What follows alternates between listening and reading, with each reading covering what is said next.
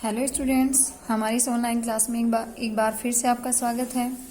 Students, आप में से कितने स्टूडेंट्स अभी भी ऐसे हैं जो कभी भी हम क्लास में पढ़ रहे हैं और बाहर से किसी एरोप्लेन की आवाज़ आ जाए तो उनका मन करता है कि एकदम से उठ जाके उस एरोप्लेन को देख लें, या फिर अगर हम घर पे हों तो एकदम से हम आवाज़ आ जाए तो हम काम कुछ भी करते रहें, हम एकदम से छोड़ के उस काम को छोड़ के उस एरोप्लेन को देखने के लिए निकल जाते हैं। स्टूडेंट्स, ये तो आपको पता होगा कि एरोप्लेन किसने बनाया है, लेकिन क्या आपको पता है कि भारत में एरोप्लेन जो सर्विस थी ये किसने स्टार्ट की थी? तो स्टूडेंट्स, वो थे रतन जी दादा भाई टाटा। और स्टूडेंट्स, उनकी एजुकेशन क्या थी, उन्होंने अपने लाइफ में क्या स्ट्रगल किया, उनके पेरेंट्स क्या थे, उनके बारे में जानने के लिए हमें इस लेसन को रीड करना पड़ेगा, जिसका नाम है the man who gave India wings. वो आदमी जिसने भारत को पंख दिए। भारत को पंख दिए मतलब भारत उड़ नहीं सकता था, लेकिन वो आदमी जिसने भारत के लोगों को उड़ने की फैसिलिटी प्रदान की। तो आइए स्टूडेंट्स रीड करते हैं इस लेसन को। Lesson number 14, the man who gave India wings. Wings means पंख। वो आदमी जिसने भारत को पंख दिए, जिसने भारत के लोगों को उड़ना सिखाया, उड़ने की facility the. Do you know the name of the man who gave India wings? क्या तुम उस व्यक्ति का नाम जानते हो जिसने भारत को पंख प्रदान किए? It was Jahangir Ratan ji Dada Bhai Tata. और उनका नाम क्या था? ये पिक्चर है उनकी। ये थे Jahangir Ratan ji Bhai Tata. He was popularly known as JRD। और उन्हें वो किस नाम से पॉपुलरली मीन्स प्रसिद्ध, वो JRD के नाम से प्रसिद्ध थे। He was born in Paris in July 29, 1904। Born means जन्म होना। उनका जन्म पेरिस में 29 जुलाई 1904 ईस्वी में हुआ था। His father Ratan ji Dada Bhai Tata was Parsi and mother Suzanne Briere was French. उनके पिता, जिनका नाम क्या था, रतन जी दादा भाई टाटा, वो एक पारसी थे। और उनकी जो माता थी उनका नाम था सुजैन ब्रायर और वो फ्रांस की थी। Tata childhood was spend travelling between France and India. और टाटा का जो बचपन था वो स्पेंड मीन्स बीता था, ट्रेवलिंग मीन्स यात्रा करने में। वो फ्रांस, क्योंकि माता जो थी वो फ्रांस की थी और जो फादर थे वो इंडिया के थे, तो उनका जो बचपन था वो फ्रांस और इंडिया के बीच यात्रा करते हुए बीता था। Some people said in jest that he got his surname from an ancestor who stood on the shores of Bombay and waved Tata to the departing ships.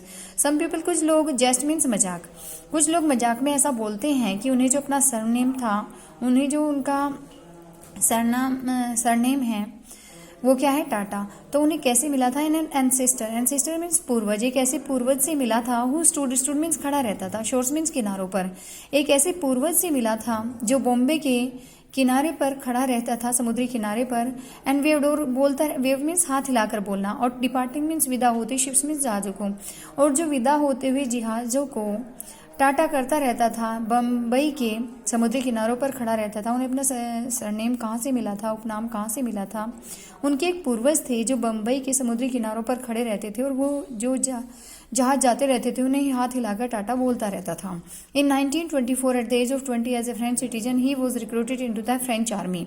और 1924 ईस्वी में जब उनकी आयु क्या थी, 20 वर्ष, तो एक फ्रेंच सिटीजन मीन्स नागरिक, एक फ्रांसीसी नागरिक के रूप में रिक्रूट मीन्स भर्ती किया गया। उन्हें फ्रांसीसी आर्मी में, फ्रांसीसी सेना में भर्ती किया गया। A year later he was sent to England to prepare for admission in Cambridge University. Cambridge university का नाम आप सबने सुना होगा। एडमिशन मीन्स प्रवेश। और फिर एक वर्ष के बाद में ही उन्हें कैम्ब्रिज यूनिवर्सिटी में प्रवेश की तैयारी करने के लिए इंग्लैंड भेज दिया गया। But his father Ratan ji asked him to return to Bombay to work in his steel plant called the Tata steel industry. लेकिन उनके जो पिता थे रतन जी, उन्होंने आस्क्ड, बुला लिया, टू रिटर्न वापस।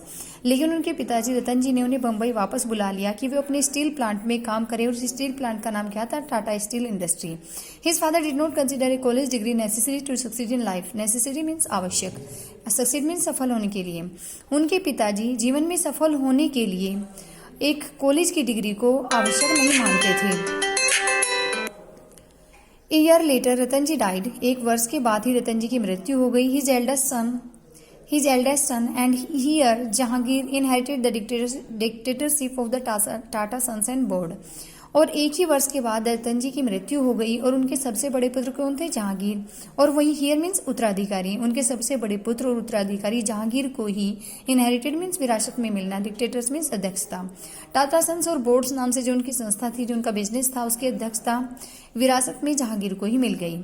JRD became India's first license pilot in 1929।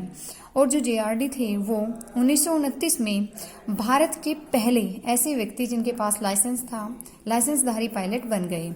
It was JRD who gave India wings to fly in 1932 और उन्होंने भारत को 1932 ईस्वी में उड़ने के लिए पंख प्रदान कर दिए। JRD set up Tata aviation service by piloting the first flight himself from Karachi to Bombay in small aircraft और उन्होंने JRD Tata aviation service, Tata विमान सेवा जो है, एविएशन मीन्स विमान, जेआरडी टाटा विमान सेवा के पहले पायलट बन गए जो अपनी फ्लाइट को कराची से बम्बई एक छोटे से एयरक्राफ्ट को उड़ाकर लेकर गए। J R D at the age of 34 was elected the chairman of the Tata and sons in 1932 और 34 वर्ष की आयु में उन्हें चेयरमैन मीन्स अध्यक्ष जब उनकी एज कितनी थी, 34 साल, और सन 1938 में उन्हें टाटा एंड सन्स जो उनकी बिजनेस था उसका चेयरमैन चुना गया, making him the youngest head of the largest industrial group in India. और भारत में लार्जेस्ट सबसे बड़ा इंडस्ट्रियल मीन्स औद्योगिक, और भारत के इतने बड़े औद्योगिक समूह टाटा सन्स एंड बोर्ड के सबसे कम एज के वो हेड थे। In 1948 Air India was launch jointly by JRD and the Indian government और 1948 में एयर इंडिया विमान सेवा थी ये लॉन्च मीन्स विकसित की गई जॉइंटली संयुक्त रूप से जेआरडी और भारतीय सरकार के संयुक्त प्रयासों से 1948 में भारतीय विमान सेवा शुरू की गई। इन 1953 JRD was made the chairperson of air India और 1953 में जेआरडी को एयर इंडिया का चेयरपर्सन यानी कि अध्यक्ष बना दिया गया। For the next 25 years he work tirelessly to make Air India successful और अगले 25 वर्षों तक टायरलेसली बिना थके उन्होंने एयर इंडिया को सक्सेसफुल मीन सफल अगले 25 वर्षों तक उन्होंने एयर इंडिया को सफल बनाने के लिए बिना थके निरंतर कार्य किया। JRD accent not only as an aviator but also as a philanthropist, educationist, sportsman, poet and sculpture. JRD केवल एक एविएटर ही नहीं थे, विमान सेवा शुरू करने वाले ही नहीं थे, बल्कि एक फिलैंथ्रोपिस्ट मीन्स मानवतावादी, एजुकेशनिस्ट शिक्षाविद, स्पोर्ट्समैन खिलाड़ी, पोएट कवि, स्कल्पचर मूर्तिकार। जेआरडी को केवल विमान सेवा ही एक्सेल्ड मीन्स दक्षता हासिल करना। जेआरडी को केवल विमान सेवा में ही दक्षता हासिल नहीं थी, बल्कि वो एक मानवतावादी भी थे, एक शिक्षाविद थे, एक खिलाड़ी थे, एक कवि थे और एक मूर्तिकार भी थे। He received the highest civilian award the Bharat Ratna in 1992 from the Indian government Bharat सरकार से रिसीव मिला सिविलियन अवार्ड नागरिक पुरस्कार और 1992 ईस्वी में उन्हें भारत सरकार का सर्वोच्च नागरिक पुरस्कार जिसे क्या कहा जाता है भारत रत्न वो मिला। JRD last major public statement was an appeal to Indians to maintain peace. Major means सबसे बड़ी, पब्लिक सार्वजनिक, स्टेटमेंट्स मीन्स भाषण, अपील मीन्स प्रार्थना थी, मेंटेन बनाए रखना, पीस मीन्स शांति। जेआरडी का सबसे बड़ा जो सार्वजनिक भाषण था, कथन था, वो भारतीयों से एक प्रार्थना थी कि वो शांति को बनाए रखें। He breathed his last on November 29, 1993 और 29 नवंबर 1993 में उन्होंने आखिरी सांस ली। Do you know J R D Tata was not only the director of the Tata company but also a great human being। क्या तुम जानते हो कि जेआरडी केवल टाटा कंपनी के डायरेक्टर ही नहीं थे बल्कि ग्रेट ह्यूमन बीइंग, एक बहुत महान मानवीय आत्मा भी थे।